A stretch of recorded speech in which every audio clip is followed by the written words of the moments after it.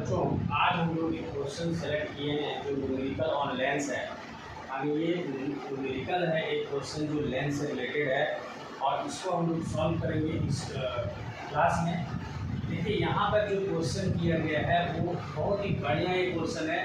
एक हमारा convex lens है और जिसका फोकल लेंथ जो होता है वो 6 सेंटीमीटर होता है और उसको उससे न्यूज़पेपर जो है 4 सेंटीमीटर की दूरी पर रखा गया है एंड 4 सेंटीमीटर फ्रॉम न्यूज़पेपर। यानी जो लेंस है वो हमारा 4 सेंटीमीटर की दूरी पर रखा गया है एक न्यूज़पेपर के से। तो हमारा विच है प्रिंट 0.5 सेंटीमीटर हाई, जिसमें कि जो प्रिंट है हमारा वो उसका जो हाइट है वो 0.5 सेंटीमीटर है। तो हम लोग को क्या करना है, बाय कैलकुलेशन के थ्रू हम लोग को डिटरमाइन करना है size nature of the image produce. इतना जो हमारा जो 0.5 सेंटीमीटर हाइट का जो प्रिंट है उसका कितना हमारा हाइट का इमेज बनेगा और हमारा उसका नेचर क्या होगा ये हम लोग को निकालना है। ठीक है, तो जैसा कि हम लोग जान गए कि जो हम लोग का जो टाइप ऑफ लेंस है वो टाइप ऑफ लेंस हम लोग का क्या है, टाइप ऑफ लेंस जो है वो हमारा कन्वेक्स है। एक तो हम लोग को ये पता चल गया। अब कन्वेक्स लेंस का अगर हम लोग फिगर बनाते हैं तो कैसे बनाते हैं, देखिए ये कन्वेक्स लेंस है, ये हमारा एक ऑप्टिकल सेंटर यहाँ, और जैसा कि हम लोग जानते हैं इसमें दो फोकस होता है तो इसमें दो फोकस हम लोग बना दिए और दो सेंटर ऑफ कर्वेचर भी होता है इसमें, तो दो सेंटर ऑफ कर्वेचर भी बना दिए। ठीक है, अब देखिए ये जो फोकल लेंथ है यही वाला फोकल लेंथ है, ये फोकल लेंथ और ये फोकल लेंथ है, यहाँ से यहाँ सेंटर ऑफ कर्वेचर होता है। ये इसको हम लोग बोलते हैं रेडियस ऑफ कर्वेचर। इस डिस्टेंस को रेडियस ऑफ कर्वेचर बोला जाता है, इस डिस्टेंस को रेडियस ऑफ कर्वेचर बोला जाता है ना। तो यहाँ पर हम लोग को क्या है इसमें बनाने के लिए बोला है, देखिए ये जो डिस्टेंस है ना, ये फोकल लेंथ वो हम लोग का दिया है 6 सेंटीमीटर। तो सबसे पहले फोकल लेंथ को स्मॉल एफ से दिखाना आता है और चूंकि हम लोग जब ऑब्जेक्ट यहाँ पे रखेंगे ना, तो जैसे कि ये देखिए ये 6 सेंटीमीटर तो ये पता चल ही गया। तो आपको बता दें कि जितना दूरी ये होता है फोकल लेंथ और फोकल लेंथ से फिर फोकस से फिर फर्स्ट सेंटर ऑफ कर्वेचर का दूरी भी सेम ही होता है, यानी ये भी 6 सेंटीमीटर ही होगा। अब यहाँ भी ये भी 6 सेंटीमीटर हम लोग लिख देते हैं और ये भी 6 सेंटीमीटर ही ले लेते हैं। ठीक है, और जो वस्तु रखा गया है वो 4 सेंटीमीटर की दूरी पर रखा गया, यानी यहाँ पे रखा गया। एक तरह से मान लेते हैं यानी फोकस और ऑप्टिकल सेंटर के बीच में 6 है ये, तो 6 में 2 सेंटीमीटर पहले रखा गया होगा। अब यहाँ से एक पैरेलल लाइन हम लोग का यहाँ पे ड्रॉ करते हैं, तो अगर पैरेलल लाइन ड्रॉ करेंगे तो क्या होगा, ये आफ्टर रिफ्रैक्शन, क्योंकि लेंस क्या करता है कोई भी रे ऑफ लाइट को रिफ्लेक्ट करती है। ठीक है, क्योंकि मीडियम चेंज हो रहा है ना, हवा से सीधे ग्लास में जा रहा है, तो यहाँ पे क्या होता है रिफ्रैक्शन होगा, रिफ्रैक्शन होकर ये बैंड हो जाएगा और फोकस की ओर क्या होगी, मुड़ जाती है। ठीक है, इस तरह से तो ये आपका फोकस से पास होती है। इसका रे डायग्राम हम लोग पहले से पढ़ चुके हैं कि कोई भी पैरेलल रे इसका आता है तो आपका रिफ्रैक्शन फोकस से पास होती है। ठीक है, एक तो हम लोग को ये मिल गया और दूसरा रे डायग्राम हम लोग को कहाँ से मिलेगा, ये चूंकि हाइट हम मान लेते हैं 0.5 सेंटीमीटर का है, तो 0.5 सेंटीमीटर इसको दिखा दीजिए। अब 0.5 सेंटीमीटर ये आपका हाइट है प्रिंट का, है ना, जो कागज का प्रिंट है। न्यूज़पेपर हमको लेंस से इतना दूरी पर रखा गया, माने ये लेंस को न्यूज़पेपर से 4 सेंटीमीटर की दूरी पर रखा गया था। तो ये 4 सेंटीमीटर इसको मान लेते हैं, 4 सेंटीमीटर ये है और इसे लेंस 4 सेंटीमीटर की दूरी पर रखा गया। अब एक तो हम लोग का फोकस से पास हो गया, तो देखिए फोकल लेंथ जो है ना, यहाँ से ऑप्टिकल सेंटर से फोकस फर्स्ट सेकंड फोकस का वही हम लोग optical centre right hand side में जो भी चीज़ें बनती है इधर वो हमारा क्या होता है पॉजिटिव होता है, इधर जो भी चीज़ बनेगा वो नेगेटिव होगा। तो इसमें जो फोकल लेंथ है ना वो पॉजिटिव लिखना है, इसलिए क्योंकि राइट हैंड साइड में जाकर के वो हमारा फोकस से पास वाली फोकल लेंथ ये आ रहा है। या इधर हम लोग ऑब्जेक्ट को हम लोग लेफ्ट हैंड साइड में रखते हैं, नेगेटिव साइन इसलिए देते हैं।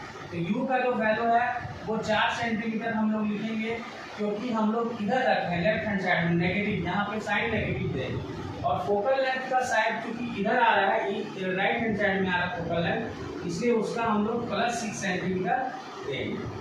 ठीक है, अब एक रे डायग्राम हम लोग क्या करेंगे, एक ऑप्टिकल सेंटर से हम लोग पास कर देते हैं, तो कुछ इस तरह से हमारा एक रे डायग्राम उधर जा रहा है। डायग्राम में ये अगर कहीं जाके मिलेगा तो जिधर हमारा ऑब्जेक्ट है उधर ही हमारा इमेज बनेगा। ठीक है, कुछ इस तरह से। अब कितनी दूरी पर बनेगा ये हम लोग को निकालना है। तो देखिए यहाँ पे एक लेंस का फॉर्मूला है, इतना तो पता चल गया कि आपका सेम साइड में बनता है। अभी जैसे 6 और 6 एक रफ स्केच है, 6 दूनी 12, 12 से भी ज़्यादा हमारा जो डिस्टेंस हो रहा है इमेज का वो यहाँ एक रफली हम स्केच किए हैं वो हमारा बना है। ठीक है, अगर एग्जैक्टली आप स्केल वगैरह से बनाते हो तो एकदम एग्जैक्टली कहाँ पे इमेज बनेगा वो आ जाएगा, यानी ये फिगर ये इमेज डायग्राम में एक तरह से इसका सॉल्यूशन है। बट हम लोग जानते ही हैं कि जैसे u का वैल्यू जब -4 आ गया तो हम लोग एक फार्मूला जानते हैं जैसे कि using lens formula, lens formula का हम लोग यहाँ पे यूज करेंगे। तो लेंस फार्मूला हम लोग जैसे कि यूज करते हैं तो क्या होता है lens formula 1/v - 1/u equal to हमारा 1/f होता है।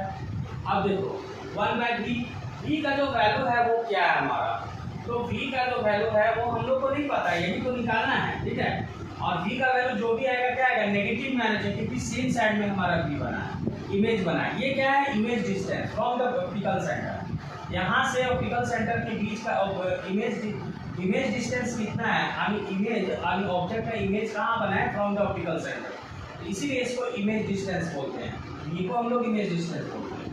अब इसमें हम लोग 1/f प्लस 1/u भी लिख सकते हैं। अब देखिए इसका न्यूमेरिकल वैल्यू जो है सो क्या है, f का वैल्यू तो हम लोग जान रहे हैं कि f का वैल्यू +6 है, माइनस हम लोग प्लस यहाँ आ रहा है साइन, और u का जो वैल्यू है -4 है। तो फाइनली जो है हम लोग का 6 और 4 का एलसीएम क्या होगा 6 से 24 अगर लेते हैं, और 12 भी ले सकते हैं क्योंकि 12 एलसीएम हमारा सही आ रहा है। तो 6 दूनी 12 यहाँ 2 लिख देंगे और माइनस यहाँ पे साइन जो है ना ये प्लस माइनस माइनस हो जाएगा, 4 की 12 में 3 आ जाएगा, तो कितना हो गया -1/12। देखिए जो v का जो वैल्यू है ना वो -12 सेंटीमीटर आ रहा है। तो देखिए ऑब्जेक्ट जो है आपका कहाँ पे बन रहा है, यानी इस जगह पे इमेज बन रहा है 12 सेंटीमीटर। तो इमेज डिस्टेंस से भी हमारा लगभग जो है स्केच से भी हमारा लगभग उसी जगह पे हमारा पॉइंट मिल रहा था, और हम लोग न्यूमेरिकल जो है सो भी हम लोग बना दिए। अब देखिए इसका जो नेचर है, ये तो इमेज डिस्टेंस हम लोग को मिला, यही इमेज डिस्टेंस है आपका। ठीक है, यही इमेज डिस्टेंस यानी इमेज जो बनेगा वो 12 सेंटीमीटर दूरी पे बनेगा लेंस से। ठीक है, अब ऑब्जेक्ट का हाइट क्या होगा, देखिए साइज भी पूछा, डिटरमाइन साइज पूछा है ना, तो साइज के लिए हम लोग क्या है ना कि एक फॉर्मूला होता है जिसको हम लोग जो है यहाँ पे लिखेंगे। ठीक है,